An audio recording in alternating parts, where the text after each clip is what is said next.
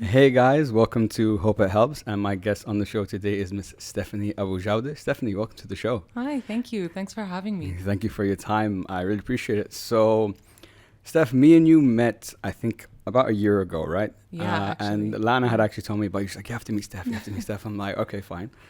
And I remember we were at, for the people who don't know, we were at an event called Ollie Days. Correct. And it's a party, but we met and it seemed like we didn't care about the party and we got straight into like personal stuff about hypnotherapy, about theta healing, which is what you do and stuff. And it was a really, really good conversation. And we always said that one day we would do a podcast together. So here we are. So guys, today we're going to be talking about, Steph is a theta healer, and we're going to be talking about theta healing, spirituality, mindfulness. How does it all play into it? Our experiences with that kind of stuff, and dive into a couple more things. But before we get into everything, Steph, why don't you give all of us a little bit of background about yourself, and we'll take it from there. Sure. So yeah, I met you a year ago. It was wonderful. I feel like we clicked. We did, yeah. Immediately, sure. It was just like boom, and we got into it. And I was like, I didn't even know what you do. Like, we didn't even know like anything serious about it. It was just more like deep. We went like delve deep. So yeah, I'm in production. I'm a filmmaker, and I do theta healing as something as like a secondary job, but it's also like a huge driver in my life. So even though I'm in production and I'm a filmmaker and I just finished studying film, I feel like I constantly go back to healing. To theta healing. Yeah. So it's those two things that I do. I'm Lebanese, lived here all my life. So yeah. All right, awesome. Yeah. So let's start with, I guess I wanted this conversation to be focused around theta healing for a couple of reasons. Number one, I don't think many people know what it is. Number two, I would bet money most people haven't had a session before. And I think there's a lot of, because I'm reflecting on my experience with hypnotherapy and even working with clients, it's very, the people who came and work with you are people who believe in it, number one, or like are open to, this new possibility, this new form of treatment or therapy. But how did you, I guess, discover theta healing? How did you get started? And what made you decide, I actually want to train to become a theta healer? Yeah, sure. So I've always been a super... Can we just move the mic? Yeah, sure. We can just move a bit closer. This is good. There. Can you hear me now? Yeah, perfect. All right. Awesome. So I've always been quite a spiritual person. I think I've always dabbled in different modalities, and like my whole life, I've always felt like there's something bigger, deeper than just what we see and what we hear and what our senses let us witness. And I kind of got into like manifesting at an early age in high school, and then kind of went into like really meditating in college. And then it wasn't until I was, I think, 23 years old, and I'm going to be really open about it. Yeah, sure. Had a really, really bad experience. There was something happening in our family. My father was like not okay. And one day, Cynthia, my older sister, comes up to us and she's like, I just met a theta healer. And we're all like, what's a theta healer? And so she was like, she did a healing on me. We were like talking the whole time, and she did something called the digging, which I'll explain later. And then she was like, do you guys want to do the class and the certification? And we were all like, yeah, sure, let's do it. So me and my two sisters and my mom was like, I will not let you do this alone. I don't know what this is. So she immediately was just like, I need to come in to make sure you're not doing something wrong. She's now like a certified oh, really? theta healer who does this as like a full-time gig. That's awesome. So yeah, like we all got into it. Ended up taking loads of classes and realized that like it heals you, but it's also like a huge it's such a good resource to have to help you change your reality, to help you shift things in your life, to help you grow quicker with more ease, without conflict, kind of removing the negative beliefs that make us invite difficulty, which we'll of course get into. But that's essentially how we got into it. We were, as a family, going through something really difficult and ended up kind of being like, let's try this out. And it was such a wonderful experience for us. Really? Yeah. That's awesome. Well, it's the story is awesome. I'm sorry you guys were going through a tough time at the time. No, it's okay. But it's interesting how not only you, but like your mom, your sisters, you all got into that vibe. which is awesome. You said something just now that it's a powerful resource to have, which I agree. I relate hypnotherapy quite similarly to theta healing. There are differences, but the concept of having a resource like that you can use not only for other people, but potentially for yourself. So on that question, with hypnotherapy or with hypnosis, you can do hypnosis on yourself. It is possible, but you can't kind of go through, I think, a session on yourself. Is theta healing similar, or can you use it in that way? Could you tell me a little bit more about that? Sure.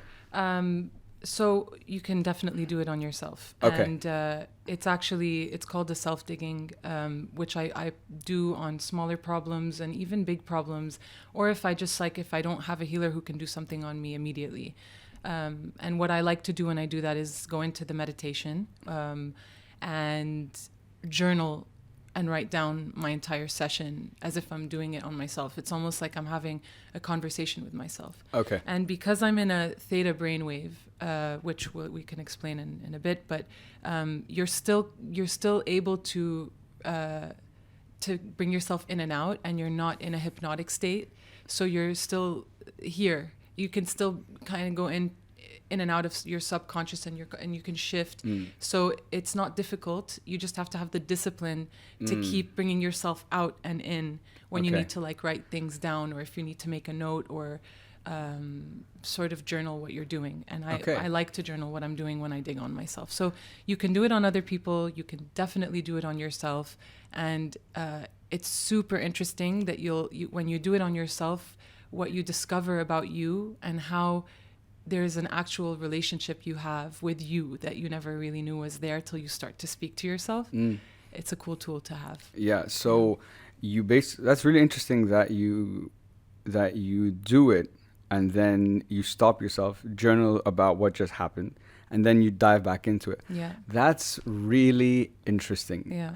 I guess technically, if that's the process, I guess you could do that with hypnotherapy as well. I think you could. Nice. But I don't know. I think this is my perspective. There's no right or wrong here, but I think that I would prefer someone else asking me those kind of questions, because me asking them to myself might not give me maybe the answer that I probably should have gotten to, because there's maybe other things that are going to come. That relationship you said, like you for yourself. So if I'm asking inner Khalid, there might be a lot of shit that comes in between that might not let me get to him or find what that answer is. Absolutely. And that's the thing is, like, if you want to do it on yourself, and mind you, I know so many theta healers who are just like, do I want to do this on myself? And a lot of them are like, I don't like self-diggings. I know myself. I'm going to try to avoid, and I'm going to resist certain things that I don't want to even kind of address, or that I think is serving me, so I want to kind of secretly keep it. Whereas another healer will look at you as a client and will be so objective and be able to call you out on certain things and guide you where you might not want to take yourself, right? So if you do it on yourself, the thing I always say is you have to be super honest with yourself. And that is a very hard thing to do, but when you exercise that discipline, it's awesome. Yeah. So it's interesting. So how many times would you say you've probably done it on yourself? Oh, I would say like 70 times. Oh wow. Okay, yeah, a lot. Oh wow. That's me. I don't know why I had but like a lot. A lot. Okay. Yeah. I don't like to do it all the time, just because I feel like I get certain things from other healers that I won't get from my own self. But there are certain things that I'm like, I can do this on my own. Or if it's like, oh shit, I have this like meeting and I really want to do this digging for this, I don't know, presentation or this meeting, let me do it quickly. And you know what I mean? Like, I don't have time to call someone up and be like, can I have a session? So it really depends. But yeah, I would say, you have to have that discipline and that kind of like, you have to be your own like truth monster. Yeah. And I think that's definitely the hardest thing to do. And I think, well, it's interesting that you've done it many times on yourself. I guess, would you say going through those experiences of, besides the other healers, you just on yourself, Do you feel like now, because of those things, you have a deeper understanding of yourself that maybe you didn't have before? Yeah, definitely. And I think a relationship that I didn't know ever existed, and I mean that in every way, because we're always talking to ourselves. Like from the day that we are born till now, we really really forget about that inner voice in us that sort of navigates our direction, and we don't realize how much it can control us. But we also we don't realize how much we could speak to it and find a middle ground and get to know it and realize that it is part of you.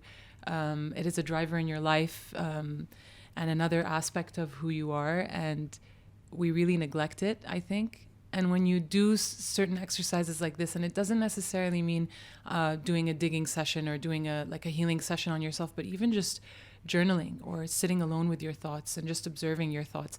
These exercises that predominantly focus around meditation are really, really, really wonderful tools in self-growth for the sole purpose that you're witnessing yourself in just period, witnessing yourself. Yeah. Just that simple observation is a step closer into understanding who you are and what you need to do to grow.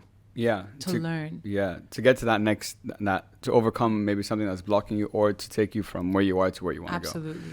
Okay. Yeah. Yeah. And that's what I would say. Yeah. I 100% agree with you that is something that is always neglected. The relationship with ourselves and that inner voice, or that your inner self, for a better word.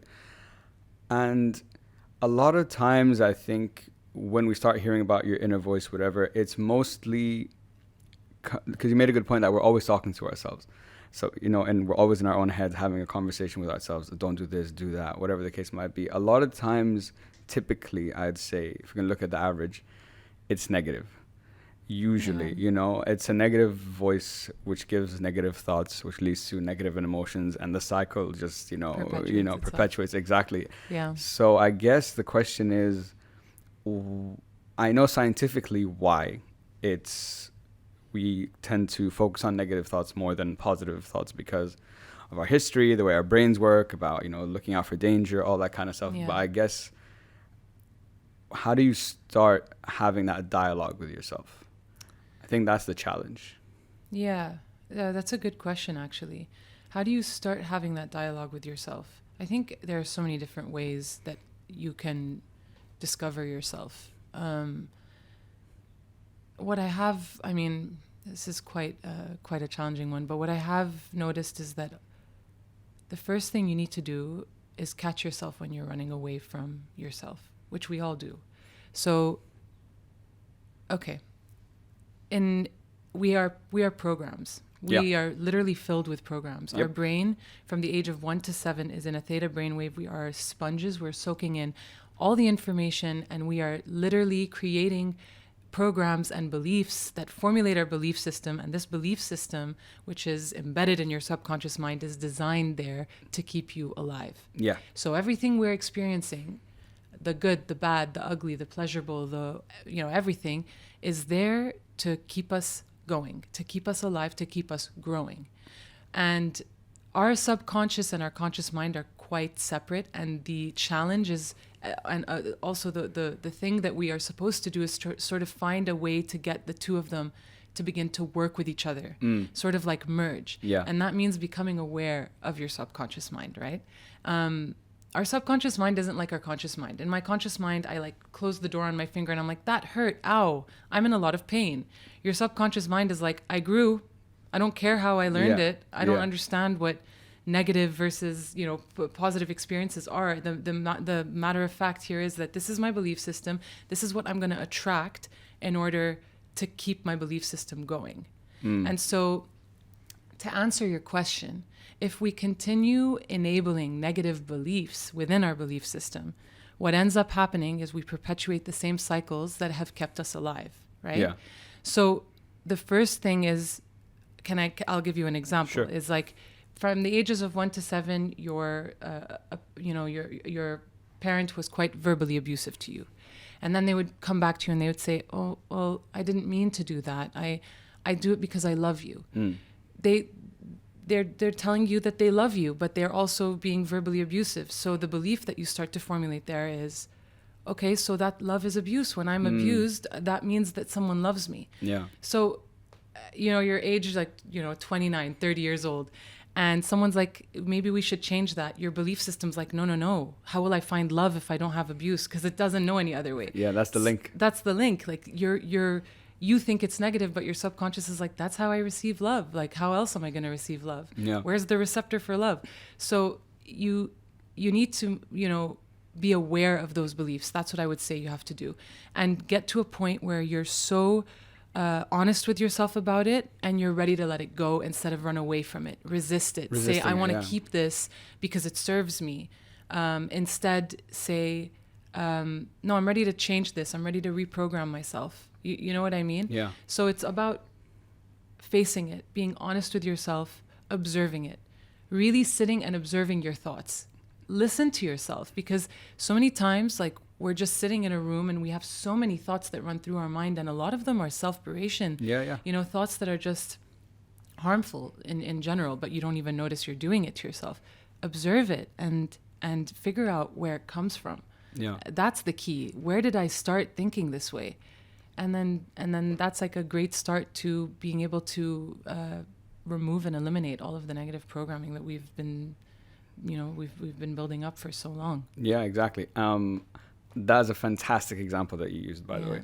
I think it really makes it relatable. Like, I think you understand that it's about, and especially like you said, it's crazy. I learned also with hypnotherapy, because we do kind of what you guys do, which is regression. So going back to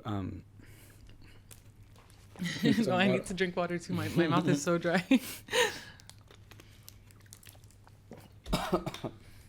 You okay? Yeah, all of a sudden just so like in Theta and hypnotherapy, we did a lot of things around regressions and learning how to do regressions. And regressions means going back to your past. Now, it's not a fixed point in your past. You're going to decide based on our session, whatever's going to come up will reflect what points in your past did certain situations happen that caused you to have this belief.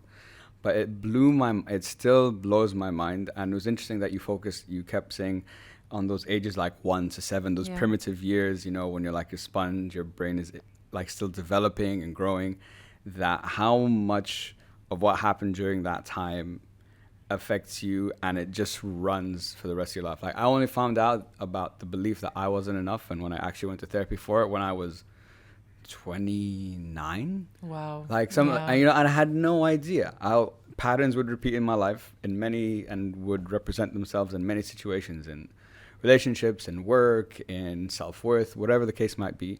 But I never knew. I didn't know. I'm like, why is this happening? Until I got to a point, I'm like, you know what? Fuck it. I'm done. I need to find out what's going on, because I feel like I've tried everything I can to do it alone, and I haven't got the answer. Yeah.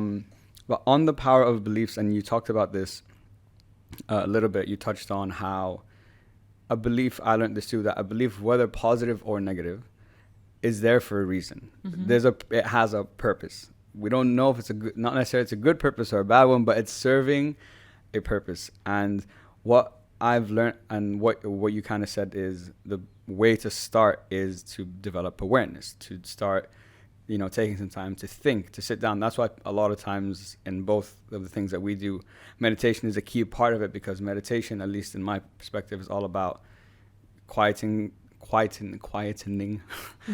the mind and just observing your thoughts, just observing. And you said observing too.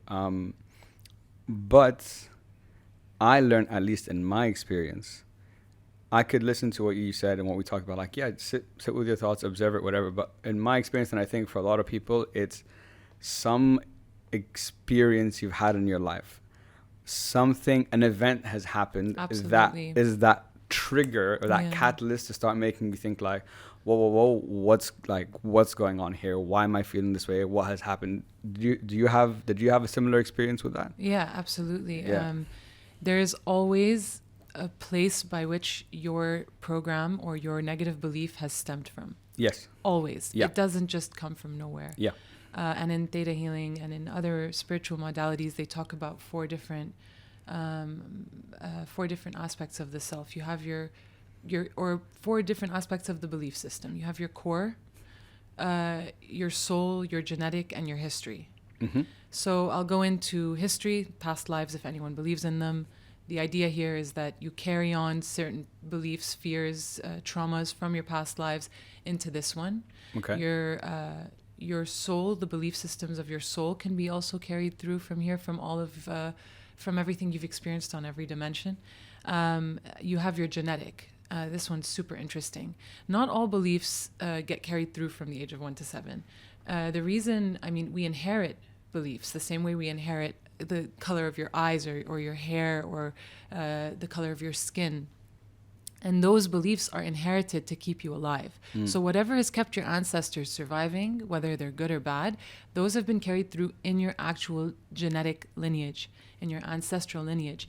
And you bring that in. So, for instance, we are from war-stricken countries, and sometimes I'll find myself like hoarding a lot of food, and I'm just like, I go to the grocery store and I'm like, get a lot of water, get a lot of this, and then I'll look at my sisters and I'll be like, why are we doing this? They're like, dude, we've literally, like, it's generational, like. So we have certain beliefs that we just inherently get from our ancestors that we carry through, and it's our way to keep our lineage alive. Which is beautiful. And then you have your core belief systems, which you get from this life, and from your experiences, and that predominantly 90% of it is shaped by the time you're 7 or 8 years old. So those are the different belief systems that they talk about. And for me, so many times I'll catch a belief, I'll observe it. It'll like literally flutter by and I'm just like, where are you? What is this? And I take it, I'm like, okay, cool. So why do I feel this way? And then I will literally do a quick meditation, or sometimes I already know what the memory is, but I go back to a really young age, and it can be something as simple as my parents lost me at Disneyland and I felt like I burdened them because when they grabbed me, they were so frantic, they were so angry. And like, I feel like, that was very traumatic for me. It could be like I dropped the toast and my parent yelled at me, or it could be something more traumatic, which could be abuse, which could be, it could be anything, but they range. And when you get to that is when you discover why the belief started. Yeah. And you can clear it from there. Yeah. And you have to figure out where it came from. Yeah. Yeah. You hit the nail on the head. Yeah. It's finding out where it came from. I always tell people I can't fix a belief that I don't understand. Yeah. Like, why is it here? What happened? What's the event? That's why things like hypnotherapy and theta healing is us going on a journey to find out what was the event that caused this belief, because it's there. Whatever happened there is the reason why it formed the belief and the reason why we're here where we are, right now. Very interesting. Okay, there's something that's not in hypnotherapy, which is when you're talking about the different modalities of like spirituality and so on. This is something I've never heard of, so my eyes are like, I'm very interested. I'm curious. I think when it comes to, I think we develop our perspective on the world in either through information or through experiences. Yeah. And when it comes to things like hypnotherapy with theta healing, I'm sure you've had people ask you like, oh, does it work? Or like, I don't believe in that, or whatever, which is, but that's fair. Yeah. There's nothing wrong with that. And I understand why you don't believe it, because again, the perspective you have and the information. So I guess, what do you say to, like, what would you say to people who are like, you know what, I don't believe in it. Let's play devil's advocate, convince me that this is something that exists or is real or even works for that matter. Okay. Yeah, that's a really good question. I like to look at spirituality or magic as science we don't understand yet. I like how you said that. Okay. It's science we're not really yet in tune with as a human race. And I really believe that a lot of what we do when it comes to any healing practices have a scientific reasoning for why they work. It's not just like, oh, like there's an energy at play here, and there's something very scientific happening. So what I can say when it comes to theta healing specifically is that we have been told that by the time we are a certain age, our brain no longer develops. And that's not true. What they're learning now is that we are constantly developing different and new neural pathways that help us change the way that we think. And the idea here is that when we change the way we think, we attract different realities and different things to happen in our lives.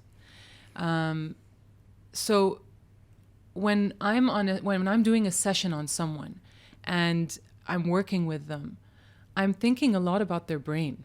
I'm not like, where am I? And it's actually like, I want to reprogram you to think more positively, because when you start to change the way that your neurofunction is working, you actually begin to change your perception. And when you change your perception, somehow the reality changes. What you attract changes. There are certain things you don't want anymore. Something as simple as being in a toxic relationship. It's not like a random guy will come up to you and you'll be like, oh, we're dating. No, you liked certain things about him, and he liked certain things about you, and you guys, you met, you get together, right? If you have the belief system of, I need to be with someone toxic in order for me to grow, or whatever the negative belief is, you're choosing those people. It's not like it happens like that. So when I'm reprogramming you, a part of that is changing the beliefs so that you can attract different people, different experiences, different things that you have full control over.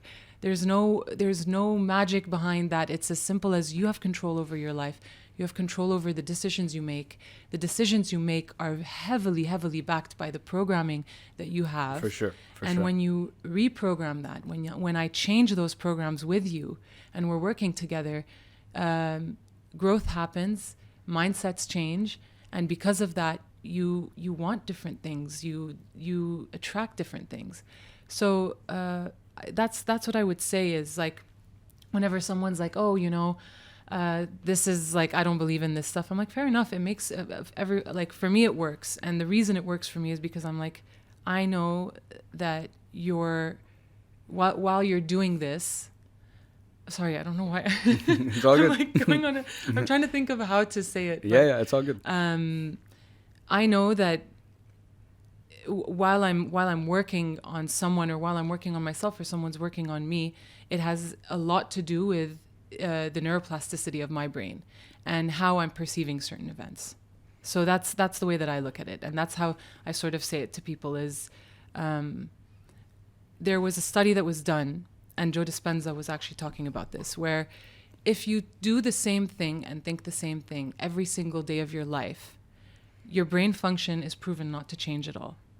But do one thing differently, think one thing differently, and change just one routine within your day, and you will notice a significant change in the way that your neurons develop. And when new neural pathways happen, you mirror that externally into the world. And your internal state is a reflection of your external world. Does that make sense? Okay. So everything I'm feeling within is, I will see outside.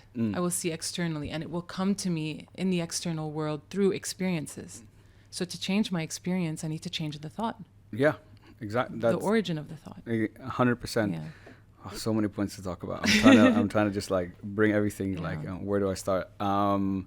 First of all, when you were talking about how, because while you were answering the question, I was thinking of what would I say, and I think what I would say to someone who says I don't believe in it, I'm like, once upon a time you believed a certain thing. Once upon a time the human race believed a certain thing, right? Like, for example, the world is flat. Yes. Once upon a time, everyone's like, it's flat. No, bro, we're gonna fall off. It's done. And then all of a sudden, one day, someone realized it's not. And not only him, everyone else is like, oh, okay, we were wrong. This is the new thing now. We don't believe that anymore. So it's kind of like that.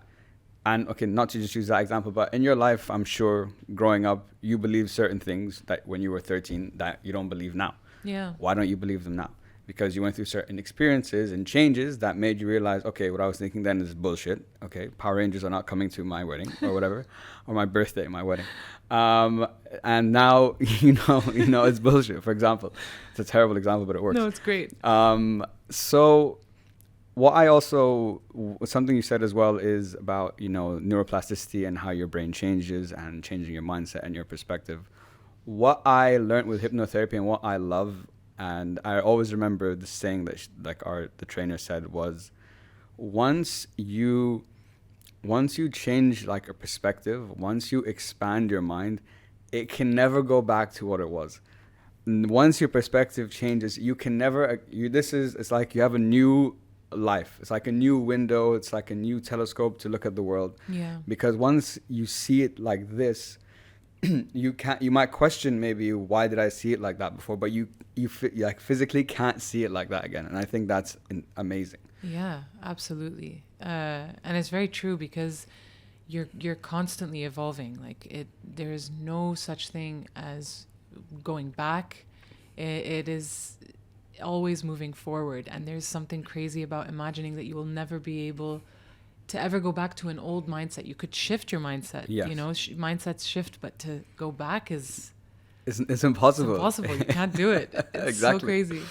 It really is. I'll never, even training as a hypnotherapist, whatever, I'll never be able to comprehend the ability of the power of the mind, and like how crazy the things that are possible with it is. It's an area, I think, that maybe now it's becoming more, people are looking into like the brain more because they're trying to like replicate the brain and like AI and plant chips and like all this kind of stuff. Yeah. But the power of it and the power of beliefs and thoughts, still, I understand. Okay, yes, in theory I understand them, I've experienced them, yes, but I still can't like fully understand it. And the question I have is, I guess, why are people, I guess, still so like skeptical or still struggle to understand that, you know, the extent of what you can do if you fix, you know, what's inside here, what's inside your head. Yeah. Look, there's you're right, and for someone like you or someone like me, and we've delved into this, and we're just like, this works, like, because you know, you all need to know. Yeah. It's sort of the way that the comparison I like to think about is like, back, I think it was in the 60s or 70s, maybe even the 80s. Do you know that DNA was considered pseudoscience? Oh, in a court of law? No, yeah. I had no idea. Like, it was because they didn't know enough about DNA, you couldn't present it in the court of law as evidence to a crime, right? And it's just because they didn't know enough. What if people have the same DNA? What types of DNA? There's, you know, there's different types that are able to withstand certain environments better than others. They just didn't get it. And I think about it this way, as sort of like, because right now the science is not fully developed yet, people will rely more on conventional means to kind of get them what they need to do. And I feel like we're at a pivotal point right now where we're just starting to learn about all of these different modalities and what they can do to you, how you can be rewired in a certain way to help your experiences become better, to help you grow faster, quicker, easier, without so much struggle. And I think because we're at that transition period and we're sort of like the guinea pigs in all of this, and we're figuring out what works and what doesn't work, people are more reluctant. And fair enough, because, you know, it is, I get it. Yeah, like, I totally get it. Yeah. But I feel like more and more what I'm witnessing is people being more open to these things and being like, I might try it out, I might dabble in this, and I'm just like, okay, that's brave and awesome. But I think we're in a really, really pivotal time where we're sort of like in this transition period, and we're all starting to learn that we have more control over our world and our reality than we actually thought we did. That life doesn't happen to us; it happens for us. That we're the narrators, we're the writers in our own books. We're not just like characters fluttering through life, and it's because all of these new modalities are coming out, and even new ways of therapy, like therapies that are actually helping their patients progress quicker than they used to, because methods are being applied that weren't being applied before. So I think it's just a transitional period, and I think more and more people are going to kind of like find their way in all of it and figure out what works for them. Yeah. Hopefully. And I think you said the perfect word, what works for them, because this kind of therapy might have worked for you, might not have worked for me, and so on.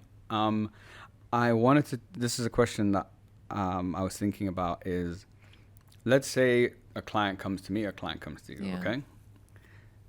They're coming to us because they believe in the treatments that we're doing, but I'm gonna play devil's advocate because even I don't know the answer to this question. Wouldn't you say that if they came to us, we had a session, it was a good session. We know as the practitioners that was a good session. But do you think that, like, if I'm playing devil's advocate, I can be like, okay, they have a belief that this will work.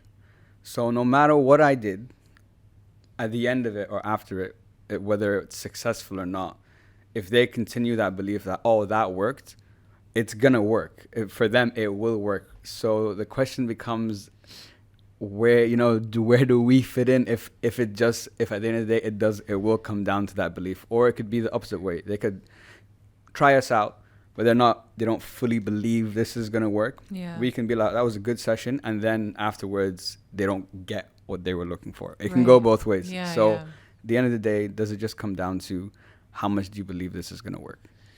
Yeah, I mean, it's on both ends as well, because however powerful their mind is, you as the healer or practitioner, or you're the hypnotherapist, for instance, it's your belief system at play here too, because two people are working together and there's a link, a connection, a bond happening at that moment. And your belief system, because you're channeling something, can really, really make a difference on how much better they do. And I also, in all of that, I think managing like a client's expectations is pivotal.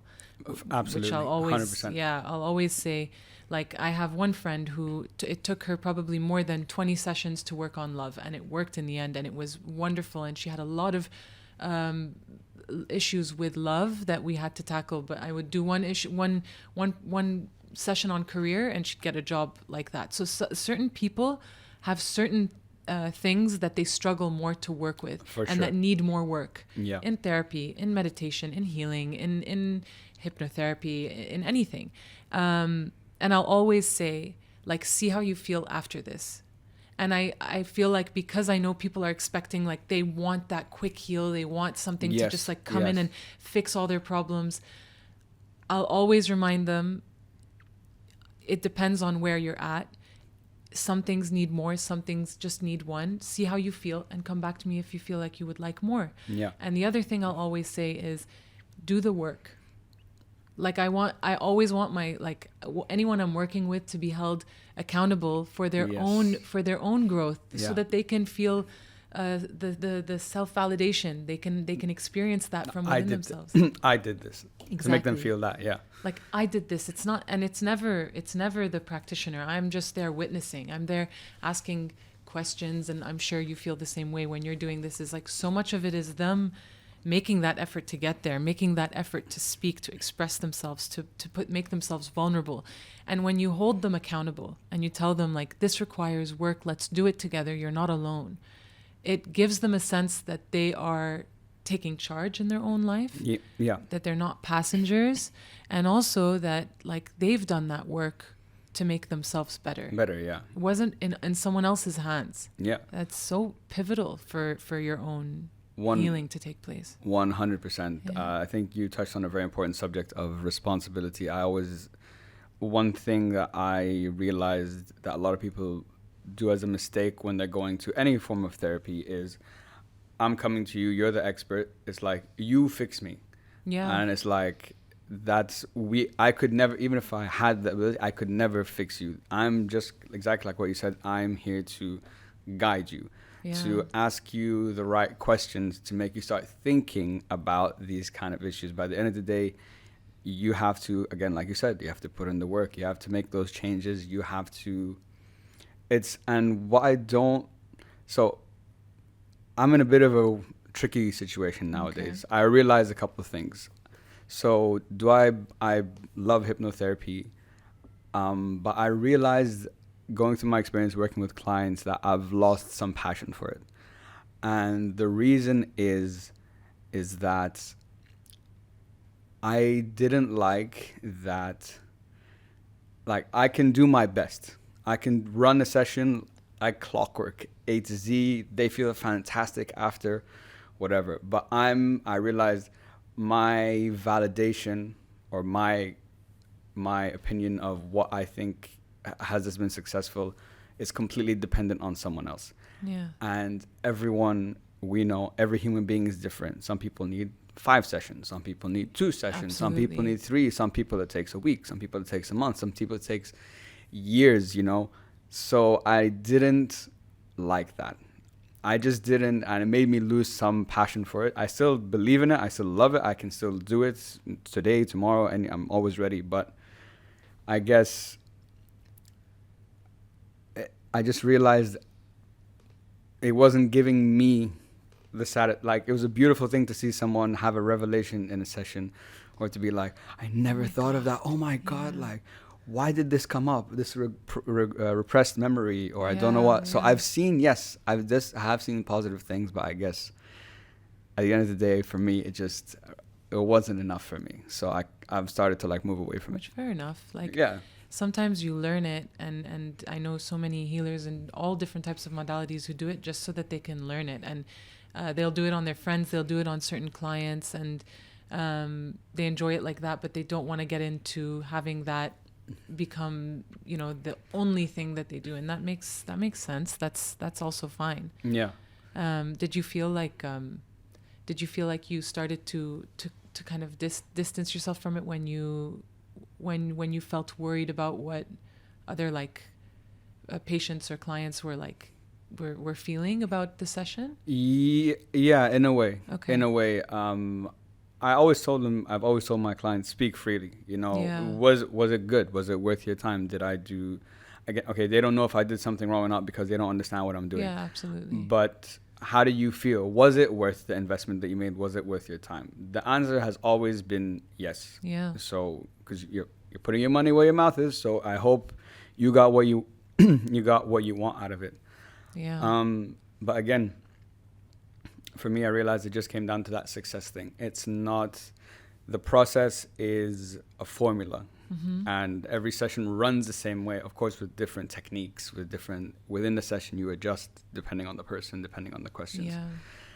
But yeah, I couldn't, everyone's too different. And I measured my success, or that validation came, like, I'd feel good. I'm like, I helped someone today, but I want to see them become this new person, and I have no influence over that because this was 1 hour to reframe a brain that has believed things for like 30 years, 20 years, whatever. It's not going to happen overnight. We might have changed some perspectives today, but I can't sit around and wait for when you become the new person that you want to become and have put in the work, as you said. So I don't know, that's how I felt. Do you feel like that with clients? What's your take when it comes to like the success, I guess, at the end of the day? How do you see it? I used to worry a lot. Like, I'd get out of a session with someone, especially at the beginning, and I'd be like, was that good enough? Like, did I do enough for you? And I would sometimes lose sleep over it. Like, do they think that I'm not, is it bettering them? Is it? And my mom, who honestly, like, words of wisdom from this woman, she's amazing. She was like, you know how I look at it, Steph? They came to your life for a reason. They asked for support. You gave them whatever it is that you could. And she was like, the way that I'm looking at my life now is that I'm doing the best that I can. And if you're happy with it, we can move forward with each other. And if this isn't for you, I respect it. And I'm okay to let it go. And I'm sure like the other person is okay to let it. And so that acceptance which is so hard to do, especially when we have beliefs like I'm not enough. And like I need to, the way that I need to validate myself is through helping and supporting other people. And if I'm not doing that, then I'm nothing. Yeah. You know, letting go of that and having full acceptance over whatever happens, it really helps you in the healing process, because as a healer, you're so invested in making improvements in another person's life. And because your high empathy is such a big driver in your life, it hurts you to know that you're not being able to fully help someone the way that you know you can get them there. Yes. And so letting go, honestly, that has helped me so much. There have been people who come back, other people who say this was one that I just needed one session and I'm happy. And whatever it is, I sort of let go. That even means that I don't like to follow up with a client after I'm done. You know, I'll never be like, how are you feeling today? That's interesting. Okay. I have to let go. I've done what I needed to do and I'm letting it go. And if you need more, I'm so happy to do more. And kind of creating that acceptance and that ability to really let go of any outcome releases me from the anxiety and the worry and the fear. And I do not have that naturally. It's my mom who literally like drilled it down my throat. She was like, "You will learn." No, I'm joking. She didn't do it like that. She was very much like, they come back. That's wonderful. They don't, then that was what we needed out of that interaction. And it's taking them to the next thing that will take them to the next thing. And you were a part of that journey, however small it was. And there's so much love in that. And when you have so much love and little fear, it's sort of like, I'm just doing me, you know? Yeah. That's the way your mom described it is a fantastic way to look at it. Yeah. Like listening to that, I'm like, oh, okay, like that. If I applied that sentence to like my thought process, I'd be like, oh, I feel better. Yeah. You know, I feel a bit better. Yeah. Absolutely. And I think you touched on an important thing about accepting, regardless of the outcome, that you did whatever you could to help this person. Like you said, it's something not easy to do. And now I'm reflecting as we're having this conversation. I think that was definitely, or is definitely a big part of why I've started to like move away maybe from that kind of work. Of course. Yeah. Of course. And I'm sure you probably still do it on people you trust and people that you feel comfortable doing it with. Or whoever wants, you know, it's a tool that I have that I can use whenever I want. So it is good. Yeah. But more than anything, I think more than like from looking personally, more than just the being able to help someone, the amount I learned going through the training, I had to watch, it took like 8 months, I had to watch over 300 hours of like video content and sessions and with techniques and whatever it is, how much I learned about people and about beliefs and about our mind and about thoughts. So definitely no regrets, because it was fantastic. And I think this way now because of that. But maybe this is just not what I was supposed to be doing. But it's all good. I want to come back onto the theta healing aspect. So let's break it down. Sure. Now, first of all, I want you to tell me, you told us how you got into it and how you discovered it, but how was the experience of the first session, not you did as a practitioner, you had on yourself? Oh, that's a good one. Honestly, I didn't know what I was getting myself into, because my sister had just done a session and she was like, you need to go to this woman. She's awesome. And I was like, okay. And I went in, I didn't know anything about theta healing. I didn't even know that I'm supposed to speak in the session. Like that wasn't a lot of people think you're going to close your eyes and then like a healing is going to be done on your mind. And it's not like that. Exactly. Yeah. It's like talk therapy. Yeah, it's like, talk therapy. Exactly. And you'll be sitting in you know, you obviously go through a meditation with one another. He or she, the practitioner, will take you up as a client, and they will also connect as well. And you will meditate together, and they will take you through the meditation to get you to a point of a theta brainwave. And when you're in a theta brainwave, it's really slow and really big, and it puts you in a state of complete relaxation, reflection, and inward thinking. Yeah. So there's so much introspection that takes place, and you don't realize until you're in that for an hour and a half how crazy it is to feel that way. And how connected you feel afterwards, and sort of how like not ungrounded, but sort of like disorienting it is to come back to a beta state of mind, and to sort of be on this physical, in this physical space. So I went to her, and what was the session about? I think it was something to do with my father. And I was like, I'm going to do this for my dad. And the first thing she looked at me and said is, why are you doing this for him? She was like, this is for you. What do you want for you? And it was the first time I ever realized that everything I do is usually not for me. It's for other people. And that's what we worked on. We ended up working on my first ever Theta Healing was actually about how I never think about I don't prioritize myself, and how I'm not a priority in my own life.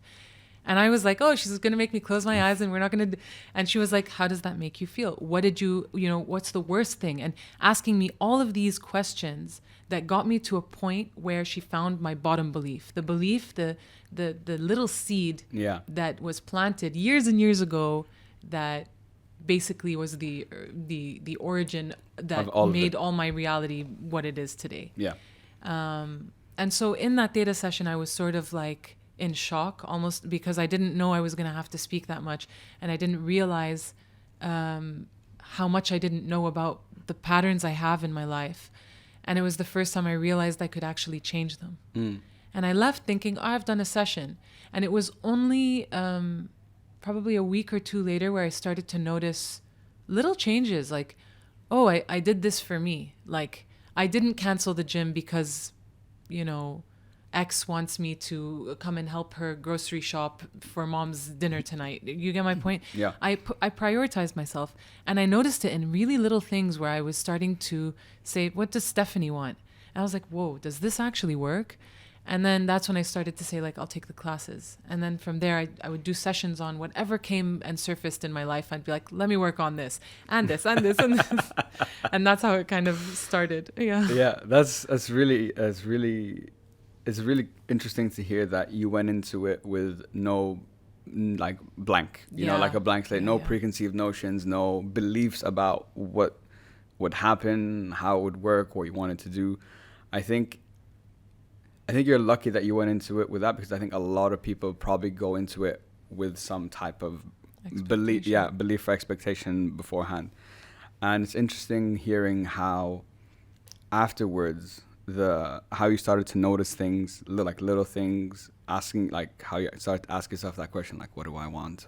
Like, is this what I want to do? Is this not what I want to do? So you finished the session, you said then you started training, right? Yeah. What surprised you the most about going through the training? What was one thing maybe you learned during that process? You're like, wow, I didn't even know this existed. This was possible. How, where, why? I would say there were loads of things, because Theta Healing is as a modality, there's so much you can do. I think for me, the biggest benefit of Theta Healing is that if you have any issue, whether it be emotional, whether it be mental, whether it be physical, like an ailment or a disease, or whether you would like to work with the law of attraction to manifest something, or have abundance in some element of your life or some aspect of your life, you can actually use the tools of digging and going through a session where it's called a digging session. You actually dig your subconscious mind to reprogram. And so that for me was I used to think we are who we are. I didn't realize we are our experiences, and that those are what shape us and shape our personality and our character, and what makes me me, what makes me Stephanie, what makes you Khalid, our identity. And so much of what I thought I was, like it's so profound for me. I broke myself down to a point where I figured out who I truly was, when before I was thinking that all of these experiences were what shaped me. And when I went into the basic class, that was sort of the first like shattering moment of like, this isn't who I am. I'm not an angry person, for example, because I used to have a lot of anger. So that's not me. Who am I? And you really get to a point where you see you for who you are, and it takes a lot of work to get there. But when you do, you realize how like how little we do know about ourselves, and that for me was quite profound. There were other beautiful things as well, like you can do mediumship if you'd like. You can check you can remember the future. I like to say, like, there's cool. Remember the future. Yeah, the future. That sounds really interesting. What so does that mean? The idea is like your past. We live in a third dimension, 3D kind of world where time is quite linear, but actually outside of that, time is not linear. Time is multidimensional, and what's happened is happening now and will happen is happening all at once, and the timeline isn't linear. Okay. And when you realize that, you're technically remembering your future because it has happened, is happening, will happen all at once. So it's like it's a whole thing. Yeah, I don't know if we should get into that. It's the whole thing. I feel like I feel like it's like I'm talking about Interstellar right now. Yeah. Because they did like what I loved about that. It's funny you bring that up because about that movie is it talks about and shows exactly what you're like the things that you're talking about, how there's different dimensions and it's different. Then I started thinking of like the parallel universe theory and the multiverse and all that stuff. And we can go all over there, but I'm gonna try to keep us on Earth in this dimension. Yeah. One thing that's really interesting to me that you told me about before about Theta Healing, and you mentioned it earlier, was the the 4 different like spiritual modalities. Now that is something very interesting to me, that the past life and there's history and there's 2 more that you so you're talking about the different on different the 4 different belief systems. Yes, right. Exactly. So you have your core, your soul, your genetic, and your history. Okay. And in a session, do we tackle them from those 4 different angles? Yes. Okay. This part is interesting to me because I've never done a theta session, so I don't understand or can't like come to an understanding of when we talk about like past life and like all that kind of stuff. So how can you help me understand like how does this work? Like walk us through like what a session looks like, and then maybe that might help. So okay, so the first thing I would do is explain what theta healing is. Sure, yeah. We haven't done that yet. Yeah, we haven't done cutting. Yeah. Splice, bring forward. So theta healing is a modality, a spiritual healing modality that was created by a woman called Viana Stibal. And essentially, the idea of theta healing is through meditation, to get yourself into a state, yourself and your client into a state of theta, meaning channeling the theta brainwave through meditation, which is what you do anyway when you're meditating. Yeah. Once you're in a theta state of mind, 2 things happen. The first thing is that you are able to easily reprogram and rewire all of your beliefs because you're in such a receiving energy. And the second thing is that you are connected to the source energy, the universe, this love energy, you can call it whatever it is, but it's the highest type of energy that helps channel healings. And when you're in a theta brainwave, your connection, your portal to that is so strong. So you're able to do a lot more when you're in that state, while you're going through through the discussions you need to get to your bottom belief, right? So that's essentially what theta healing is getting to that meditative state with your client and beginning to do the work needed to heal the person, channeling that source or that universal energy. Okay. And in the process, changing programs to something positive. Yeah. Right? Yeah. Changing the way we look at the world, changing the way we perceive certain events. So that's what theta healing is. Now, while we're in theta healing, I'm, as a practitioner, interested in working with your subconscious. Yeah. Because in your subconscious mind is where so many of the limiting beliefs lie that limit you in your life right now, from getting you where you need to be, where you would like to be, to get, they're limiting you in every sense of the word, right? Yeah. So what will end up happening in a theta session is I'll be sitting with my client, or the practitioner is sitting with the client, and they can come to you for anything. I was telling you this before. It could be emotional. You could come for anything emotional, anything mental, physical, any diseases, anything really. It could be as simple as I would like to change my career path, or I would like to manifest for my soulmate to come into my life. I think it's really, there's not much. I think we can really work on anything that you would like to work on in your life. And based off of what you want to work on, is how the session would start to go. Exactly. Yeah. Does that make sense? Yeah, So that makes sense. It really 100%. differs. Yeah. The most effective the best thing to get out of a theta healing session is when you do a digging session. Okay. A digging session is when you work in the session to dig through your subconscious mind to find the bottom limiting programs and beliefs that we have spoken about so much in this session, that have limited you in your life. Okay. Right? And through a series of questions based off of me channeling and meditating and you being, or the client being in a meditative state, you get to a point where you discover what the bottom belief could be. And I'll get into that in a second. Now, once I find that bottom belief, which could be something like, if I have a job, my parents will, or my loved ones will abandon me. Could be as simple as that. Yeah. That is a bottom belief that is preventing you from getting a job. Or if I have success, people will abandon me. I will be rejected, or I will be criticized, or discriminated against, or judged. These are bottom beliefs, right? And I want to figure out where they came from.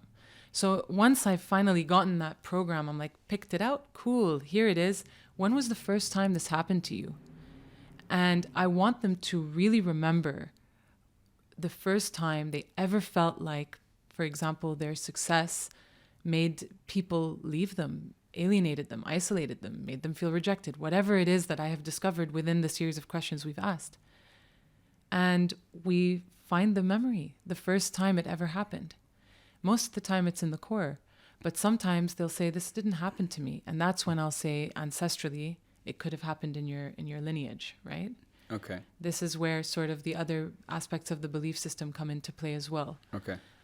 But once I've found that belief, once we have worked on the memory, we've figured out what it made you feel like, all the negative things it made you feel, and I ask you the question, what did you learn from it? Which is a really important question. We have to clear the belief. Yeah. Now, in that clearing, the command that I have to say as a healer is to pull, cancel, and remove on the core soul and genetic, and to resolve on the history, the negative program of. And I'm saying this out loud for my client to hear, of if I'm successful, I will be rejected. And then I ask them, can I pull that? And I'm pulling it on all the belief systems. So even though this has happened in your core, I'm removing it from every system so that it's cleared. Does that make sense? Yeah, that part's the interesting part for me. Yeah. Because everything up until now, I can relate to 100%. In hypnotherapy, it's very, very similar. The question is, for example, when you said just now, oh, I don't remember this happening to me. And you're like, oh, this could have happened in one of these other modalities that spiritual is that what it is? Belief systems. Belief systems. I don't know why I keep going to that. Yeah, it's okay. Belief systems. So them not remembering could mean two things in my mind. One, maybe it's a repressed memory. Yes, absolutely. That's one. And two, let's say it's not. Okay, let's go with the example you used. It didn't happen to you, it happened somewhere else. Mm-hmm. How, as the healer, do you can identify where it happened and why, like on what belief system is this coming from, and why is it affecting my life now? Because like I said, there's 4 different belief systems. We typically in both our practices work on the subconscious and typically the core beliefs. Does a belief start from the core and can be reflected in the other belief systems, or sometimes is there a belief that has never come from the core but has come from a different belief system and now is a core. Is a core, absolutely, yeah. Okay, that's interesting. And that's the really, really kind of complex part of our our belief systems and what formulates who we are. Is a belief can stem from any or all of these 4 belief systems, right? Okay. I can have an ancestral belief or an ancestral trauma about marriage as a woman. Maybe something happened in the lineage that has made me feel like I cannot or should not get married. And that will trickle into my core because I already have it as a belief system, and it could yet again perpetuate itself in my early ages of my developmental stages, meaning I could have seen a terrible marriage between my parents at a very early age, and I've called on that experience as a soul because I would like to fix that in this life. Does that make sense? So like, yeah, a little bit. Yeah. There are plenty of beliefs that are not just limited to one belief system. They can be in many. They can be in one, they can be in 2, they can be in all, and they can. And they do trickle into the core if they're in any of the others. You have it in your core life. Yeah, because you're experiencing it now. Like it's affecting you here today as Khaled or as Steph. Yeah. Okay. It's always been that way. The pattern has always perpetuated itself and has always been a cycle in your life. And you're constantly seeing it come up, come up, come up. You're not too sure why and when. And it could be stemming from another belief system that has trickled into the core belief system. Okay. If that makes any sense. Yeah. Logically, I understand. I get it. Yeah. Do I understand it fully? No. But again, that's just how it is. Because the first time I've even heard of these different various belief systems before. Yeah, it's hard to wrap my head around it a little bit. Absolutely. Yeah. And I completely understand. The way that I like to think about it is, like our genes are made to keep us alive, right? Yes. Every DNA strand with all our traits in it are there for survival of the fittest. Yes. That means that's why we have dominant and recessive genes. And the same thing goes for personality, and the same thing goes for the way you carry your beliefs into this life. It's sort of like you inherit the physical, the mental, the emotional. You also inherit you inherit beliefs. A nice one to think of is the fight or flight response. Yeah. And how all of us have natural inclinations to how we respond to a fight or flight. That is heavily genetic. That is, it is our ancestors being like, this worked for me. Let me pass it down. Yeah. Let me pass it down to you so that you can keep our line alive. So that's how I sort of like to look at it, is like, there are so many things that I innately know that I don't know how I know, primitively speaking. And my response to it cannot just be from what I've gathered in this life. It's years and years of generational evolution. And part of evolution is the DNA makeup and how we carry and inherit certain things to keep us up and running. Yeah. On that point, when you're talking about DNA, I do remember reading a while ago that there's like, me, I have a kid, they have their own DNA and they get a lot of stuff from me, but they also are going to get stuff from like their grandparents. Yeah. You know what I mean? Who got from there. There was a name for it, but it's like how it's not just from me to, it's not just a one-to-one connection. There's a bigger connection. Like, for example, my grandfather was a smoker. Okay, that's gone into his, for example, DNA, and now it moves into that. How you live your life, the food you eat, the choices you make, all of that gets reflected in not just your DNA, but your grandkids' DNA. Absolutely. And so on. And that was really, and so it kind of talks about what you've been like talking about, so like you're saying. So that's called epigenetics. That's the word. Yeah, thank you. And epigenetics is a very recent discovery. And one that is strongly proving how your experiences and the people you surround yourself with and the choices that not only you make, but that your ancestors and, funnily enough, even your friends make, how they shape your epigenetic makeup. And how your DNA actually shifts based off of your experiences. And that also means your personality. What shapes your character starts to shift, which is embedded in your DNA. That's epigenetics. Epigenetics. Okay, that's what it's really interesting that you said that, even from people, or like just people around you, because I do know that emotions, for example, like if you're constantly stressed, it's gonna change your DNA in some way. If you're like this, like that, there's so many things. And your life, the life I'm living now, everything I'm doing is affecting it one way or the other, and we'll never exactly know how. But I had a question. What was it? Shit, it went away. That's okay.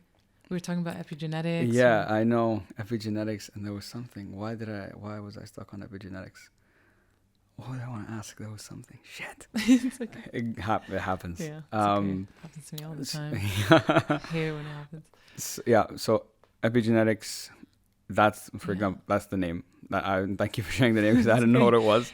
And that was always really interesting. I remember now. Yes. Yay. Came back.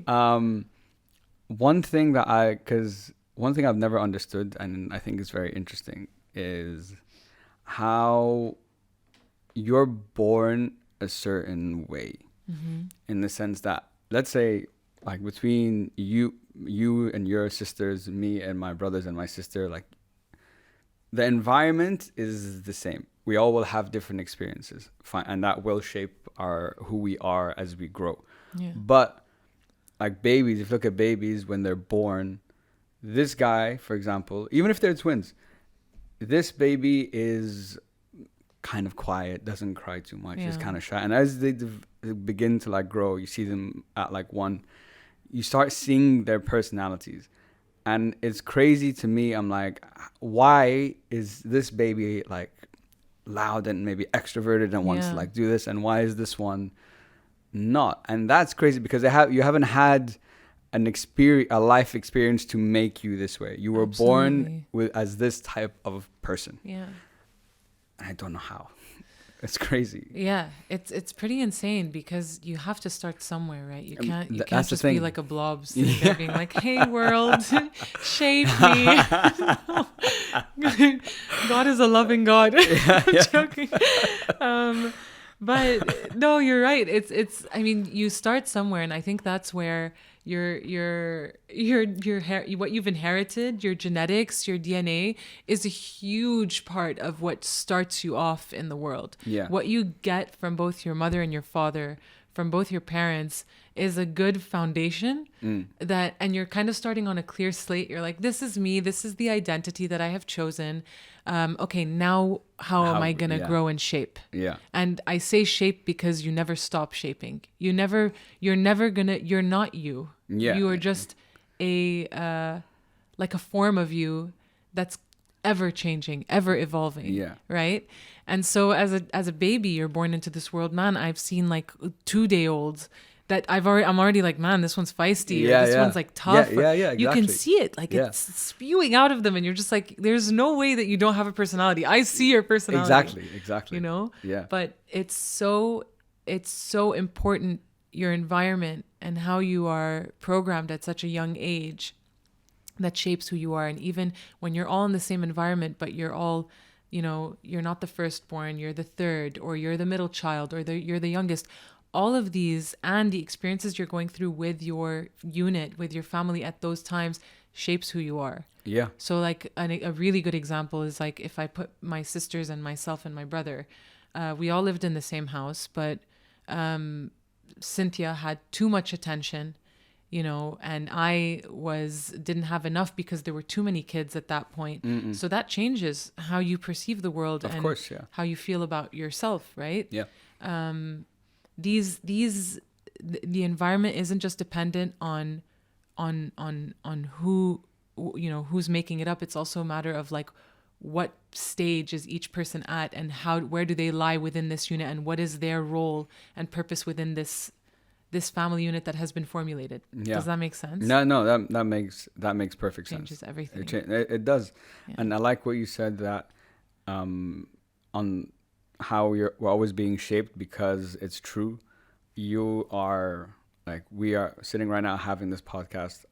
on this day in 2022. This is who we are now. Right now. But in maybe tomorrow, maybe in a week, a few months, whatever, there might be things that me and you have talked about today that in 6 months would be like, oh, actually, I don't think like that anymore, or this is it. And you're literally, you're almost a new person. I'm not, you get what I'm not saying it like, oh yeah, I'm a new person. No. new day, new me. Yeah, no. Not like that. But like you are like mentally, you're literally you have a new perspective on the world. Absolutely. Yeah. And some of them are gradual, some of them are hard, and some of them happen literally overnight based on the experience you have. And I really, really, really believe it. I have witnessed it myself. I'm going to give an example. When 2 years ago, my mom had a heart attack, and I promise you the shift that happened with me and my whole family, literally happened overnight. Within a week, I felt like a different human being. I was propelled into a direction that I couldn't have been propelled into if I hadn't had that experience happen to me in my life at that moment. Yeah. And it's moments like that where I'm just like, it's crazy. Some things are so gradual. I change them over a span of 5 years. And some are just based off of the experience maybe being as traumatic as this one, which, doesn't always have to happen that way. Can happen like so suddenly, and it can be in a beautiful way as well. You ended up going on a spontaneous travel trip for 3 days and found something out about yourself, or your mother had a heart attack. Like you know what I mean? Yeah. But you leave it, and you're just like, who I was a week ago, I can't recognize this person. Yeah. And it's such an insane experience that you cannot put into words. Like to date, I can't tell anyone like who I was and who I became because of it. Yeah. But you know. But I know. I feel it. Exactly. Yeah. There's things that have happened that now you're like, I'm different. I'm not how I was before. Yeah. I've changed. Yeah. And it's a beautiful thing, change. It's a hard thing. Yeah.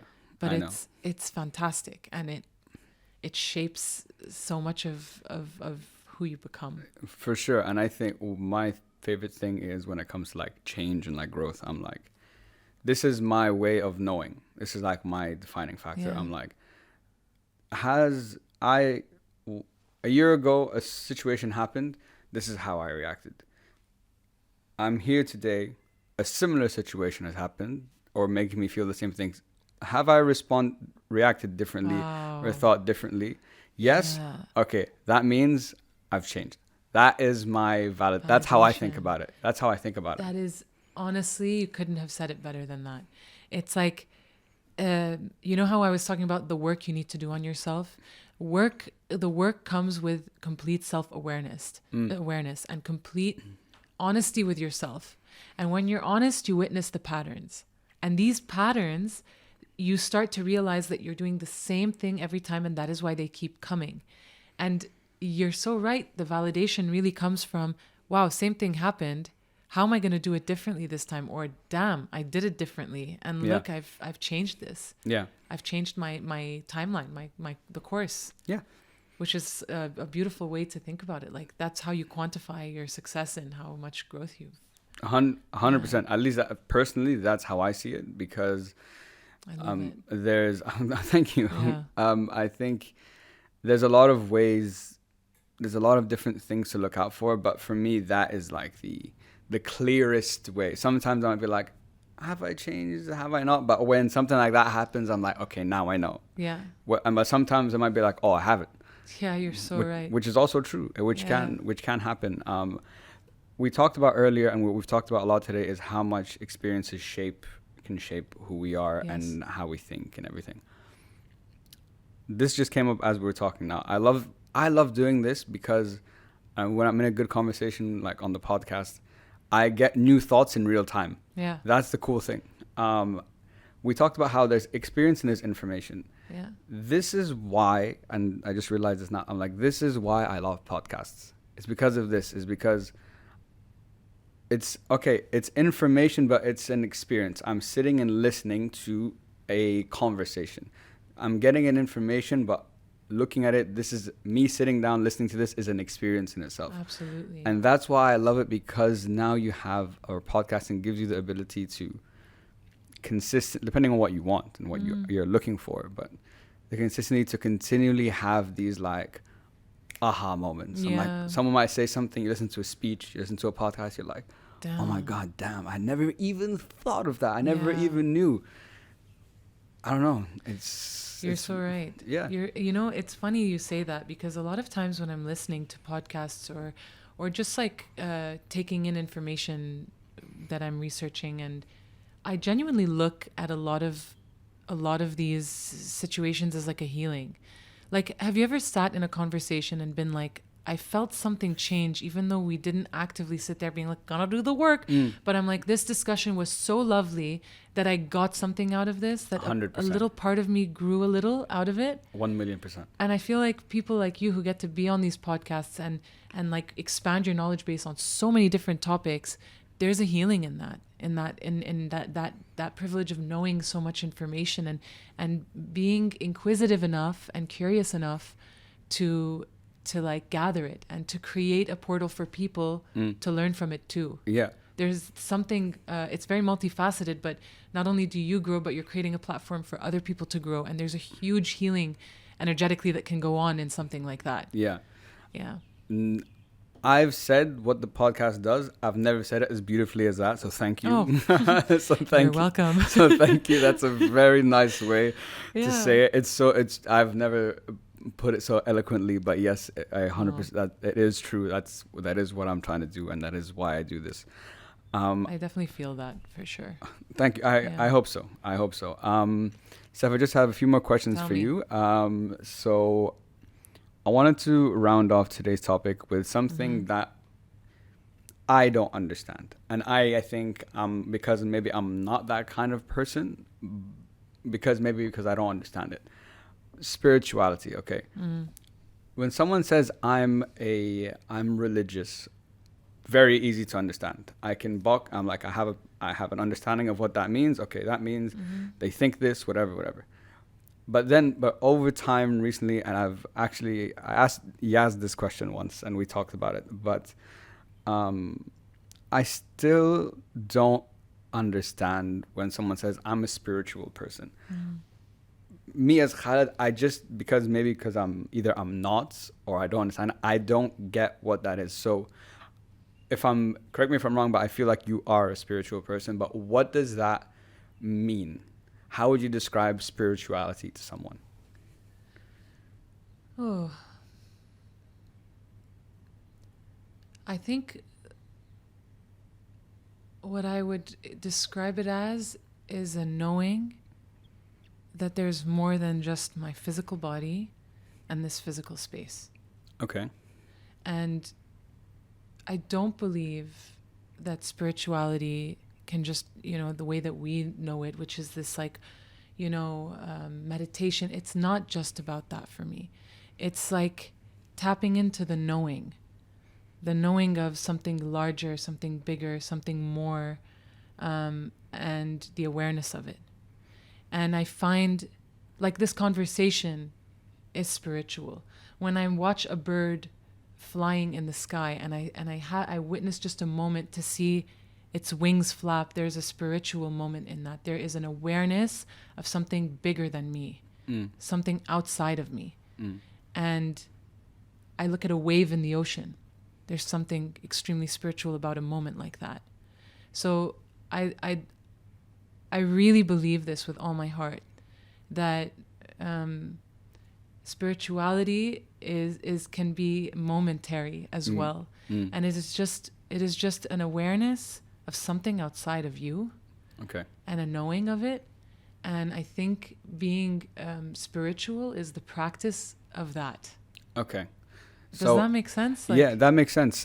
I get what you're saying. So correct me if I want to make sure I understood it correctly. So it's the belief that there's more than what I see and more than what I feel, hear, think, experience. There's another world, something bigger than us. Something bigger. Okay. Is being spiritual, because you said right at the end, so it's I'm curious. Is it a practice? Because, you know, for example, like a religious person has a certain practices that they do to get that connection with God or with their religion and so on. Would you say being spiritual is the same thing? There's like practices that you do to do that, or it's just that belief and that awareness and that understanding? I would say, so spiritual, connected to the spirit, knowing there's more than just the physical self, right? Yeah. There's knowing, and there's also exercising that. Okay. In order to, you know, if you're going to run a marathon, are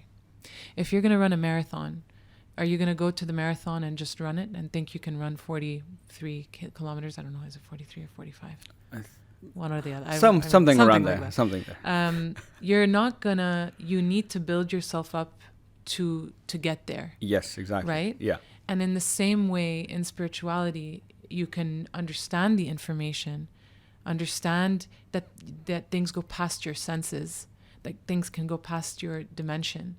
But there's a practice of it too, kind of getting in tune with it, exercising that part of the mind, which is the pineal gland, and getting yourself to a point where you practice it like it's an exercise, or like it's something, you know, like anything in your ordinary life you would practice. You need to practice that if you would like to expand on that, if you'd like to learn more about it and know more about it. And it's such a vast, space or place to go. But I would say you can practice it, but it's I think you have, everyone in their own way is spiritual in their own way, right? Like I think doctors that are studying the minute cell, there's something extremely spiritual about that practice. They might not look at it as spiritual, but it is, because it's outside of what it's a knowing of something greater. Yeah. Does that make sense? Yeah, that makes sense. I just think that you are constantly practicing spirituality in your life with whatever it is that you do, without you even noticing you're doing it. As an artist, for instance, painting a beautiful painting, you're channeling something. There's something spiritual about that. When you are, I don't know, when you're a filmmaker, I think about it when I'm in my own field. I'm recreating life. Yeah. I'm replicating life through art. Yeah. There's something extremely spiritual about that.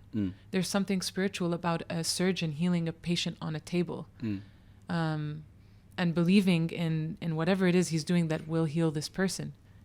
Spirituality is found in everything. It's how you perceive it, and it is how you channel it, and it is what laws you channel to get to that. Yeah. Okay. So it's interesting that you said that. So that everyone is spiritual in their own way, but we might just not, I can speak from my personal experience. Like I might look at a certain situation and react to it in a certain way, or do something, or look at it in a certain perspective. But in my mind, I don't have let's call it the spiritual like label. So I can be like, oh, that was like spirit, so I can read across and be like, oh, that was spiritual. Is that? Yeah, absolutely. Is that, okay, gotcha. That's how I look. I mean, this is my perspective. Well, yeah, of course. Yeah, I got you. Because everyone assumes like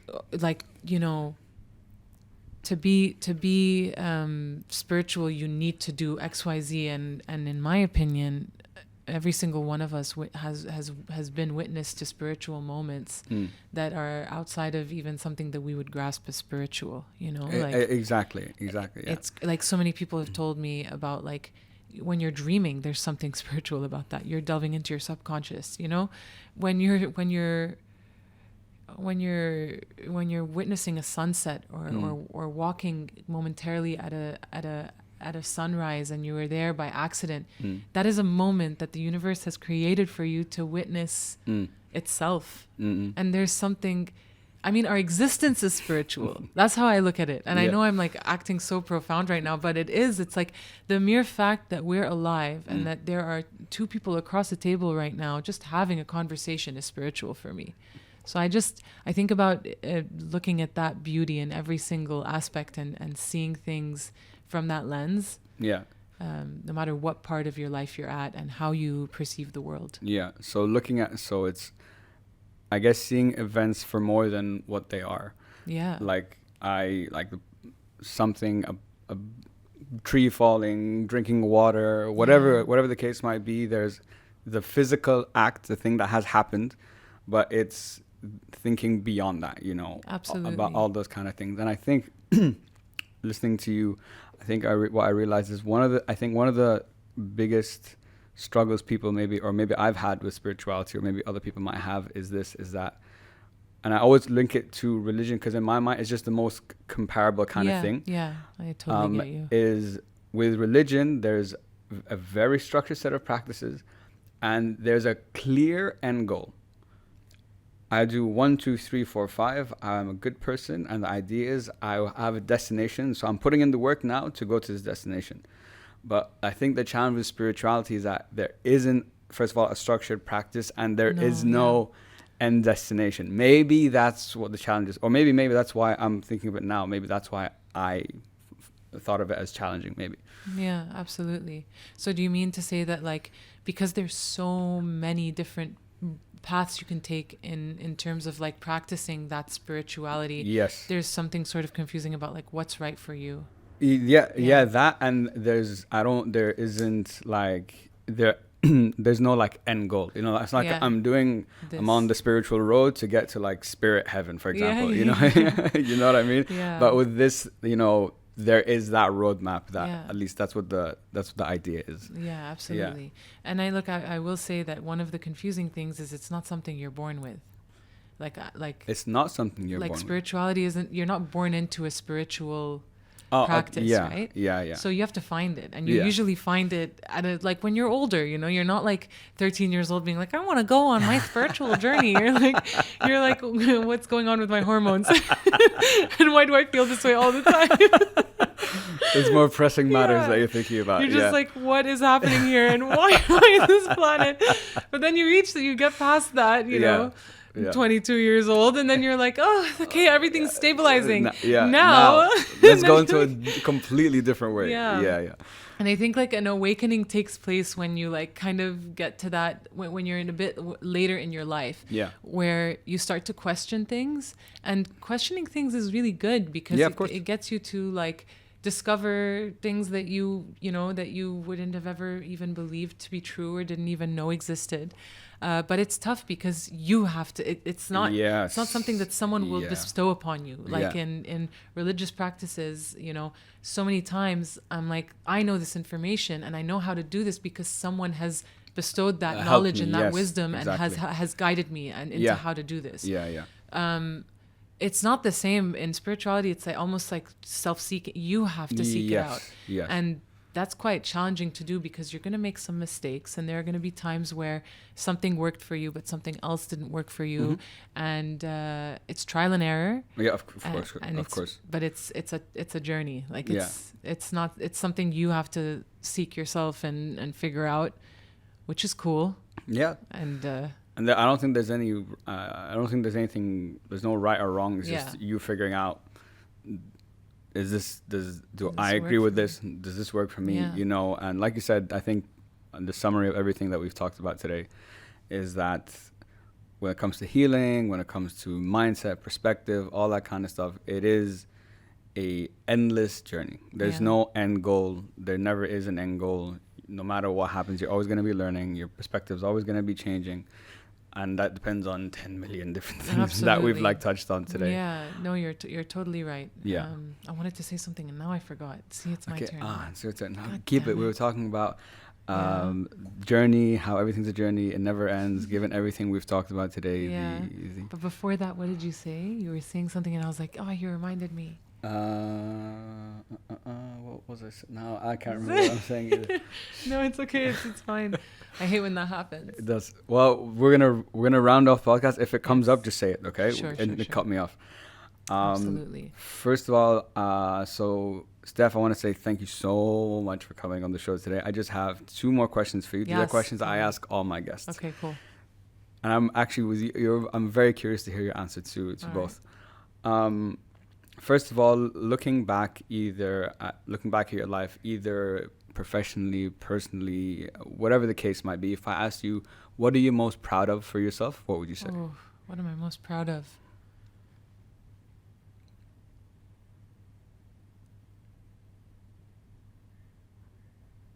What am I most proud of? Can I give myself a minute to think about this? Take as long as you want. You'll cut it, right? Like. But I like the silence is also like nice. Okay.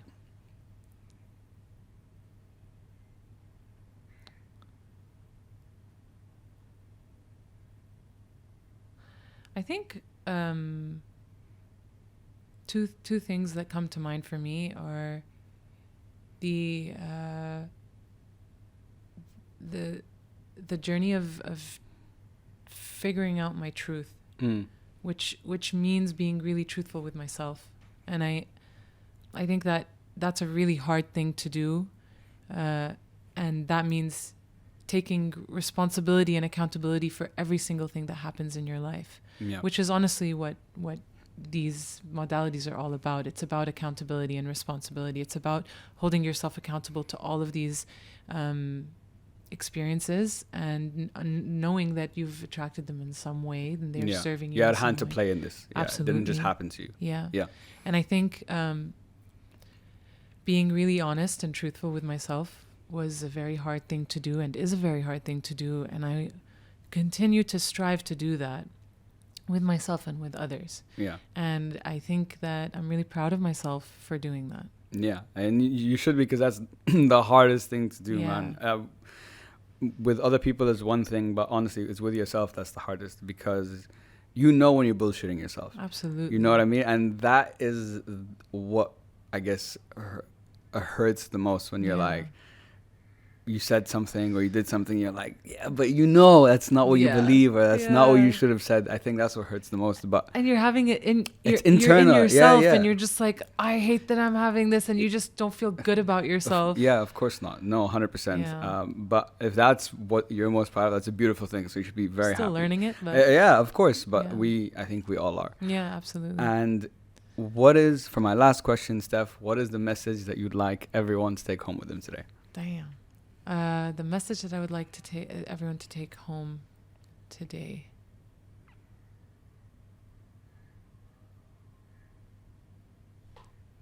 Can I take a moment to think about this? Take your time. Can you repeat the question one more time? Yeah. What is the message you'd like everyone to take home with them today?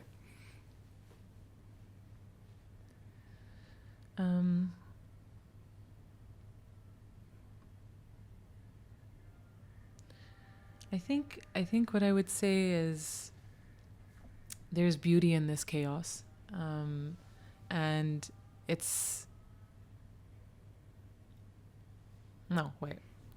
delete. Don't worry. Yeah. The message I would like, I want it to be good.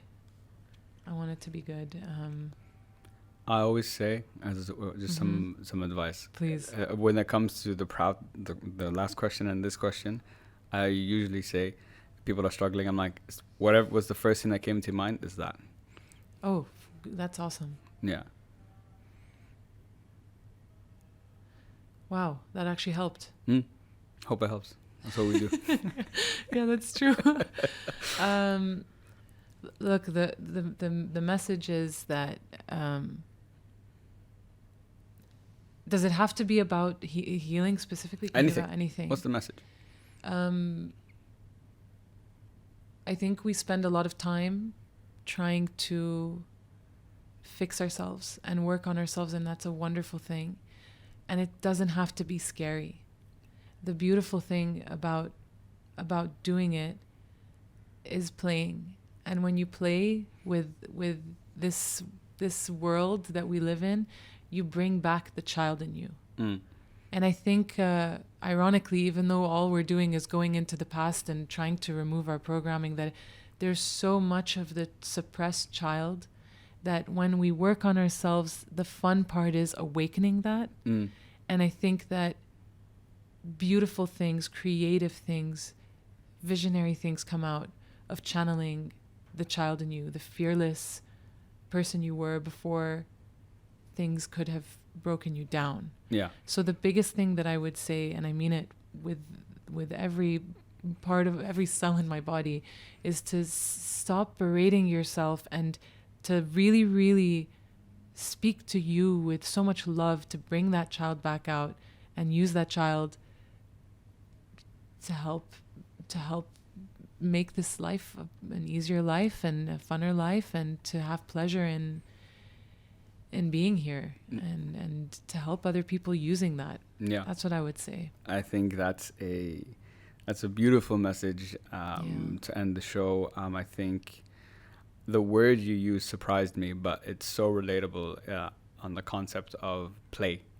Yeah. Because when you go into something, or what we don't, I think when you get older, the things that you do for fun, I guess in our minds, we don't look at that as play. But if you take a step back, that is what it is. Absolutely. You know what I mean? So we're playing. Yeah, we're playing. Yeah. Exactly. And I think when you do go into it with something like that, like, oh, this is a game, it's a challenge, or like, you know, you go into it with a different mindset and energy. And usually, like you said, that is where the fun kind of is. Yeah. Or the answer that you're looking for is, it's much easier. It's nicer to get to it that way than to like with anger and resentment and so on. Yeah, because things aren't as serious as we think they are, you know. Like that's I know, very true. You know, when you're in a problem and you're like so stuck in it, and you're just like, I can't see past this. Yeah.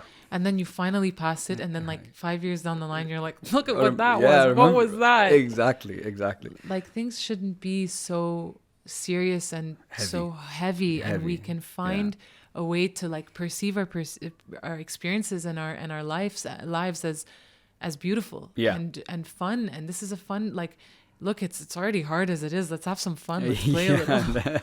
Bring that child out. I think that's the quote. Let's play a little. I love that. Play a little. Steph, thank you so much for coming on the show. Thanks for having me. It's been a while since I've gone into like this area and this kind of conversation, but I knew since our first conversation, I'm like, having Steph on the show is going to be a fantastic conversation. I knew it, and it has been. It really was. Thank you so much. To anyone who wants to like reach out, maybe they want a healing session, how can they get in touch with you? Let us know.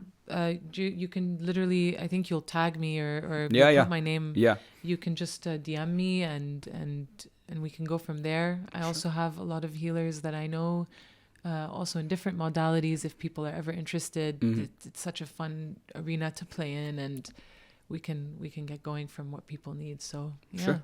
Awesome. You guys heard it here first. Steph, thank you so much for coming to the show. This was amazing. Thank you. Guys, to everyone listening, thank you so much. Make sure to like, follow, subscribe, share the podcast at hope.it.helps. The 2 S's. And as always, guys, hope it helps. Peace. Bye, guys.